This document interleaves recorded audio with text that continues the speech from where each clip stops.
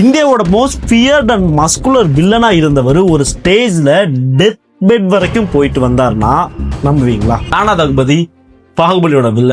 அவரோட லைஃப் எடுத்துக்கிட்டீங்கன்னா பாகுபலி மேசிவா ஹிட் ஆயிருச்சு. அவரோட பாடியை நீங்க பார்த்துருப்பீங்க, ரொம்ப மேசிவா. இந்த மாதிரி வில்லன் வந்து இனி இந்தியன் சினிமால இன்னொருத்தர் இல்லடா இவர் தான் சொல்லி நிறைய ப்ரொடியூசர்ஸ் அவரை புக் பண்ணாங்க. பிகாஸ் அவரோட ஃபேம் அவ்வளோ பெருசா இருந்தது. பட் அவருக்கு உடம்பு சரியில்லாம போயிருச்சு. கிட்னி ஃபெயிலியர் ஆகி பாடியில இன்னும் நிறைய பிரச்சனைகள் வந்து he admitted in an hospital. US போய் 1 year ட்ரீட்மெண்ட் எடுத்த அப்புறம் தான் ரெடி ஆச்சு. பட் திரும்ப வரும்போ he is not an Rana Daggubati from Baahubali but someone else. Commit பண்ணதுமே ரொம்ப பெரிய பெரிய படம், பெரிய பெரிய ப்ராஜெக்ட்ஸ், பட் எதுலையுமே ஒர்க் பண்ண முடியல.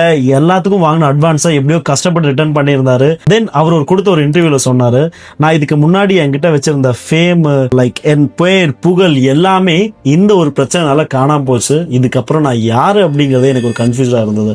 ஸோ இனிமேல் நான் யார் அப்படிங்கிறதுல தான் நான் அதிகமாக ஒர்க் பண்ண போறேன் மற்ற எல்லாத்த விட. So let's come to our point. நீங்க யாருன்னு கேட்டா நான் ஒரு பிஸ்னஸ் ஓனர், டாக்டர், அட்வொகேட், ஸ்டூடெண்ட்னு சொல்லலாம். பட் என் பிஸ்னஸ் போச்சு அப்படின்னாலோ இல்லை எனக்கு சேலரி கிடைக்கல, வேலையை விட்டு தூக்கிட்டாங்கனாலோ நான் ஒரு டாக்டரோ அட்வொகேட்டோ கிடையாது. ஃபீஸ் கட்டல அப்படின்னு சொல்லி என் காலேஜை ட்ராப் அவுட் பண்ணாங்கன்னா நான் ஒரு ஸ்டூடெண்ட் கிடையாது. Who am I? இந்த கேள்விக்கான பதில் நானும் தேடலான்ட்டு இருக்கேன். உங்ககிட்ட ஆல்ரெடி பதில் இருந்ததுன்னா கமெண்ட்ல சொல்லுங்க.